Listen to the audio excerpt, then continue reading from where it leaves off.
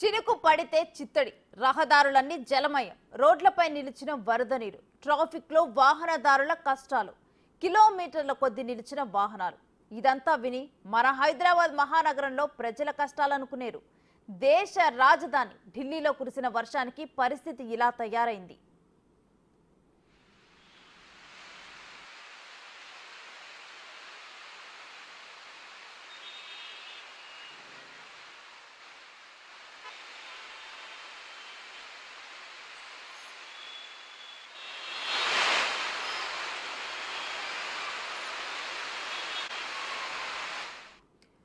రాజధాని ఏదైనా రాజధాని అన్నట్లు ఢిల్లీలో కూడా సాయంత్రం కురిసిన భారీ వర్షానికి రోడ్లన్నీ జలమయమయ్యాయి.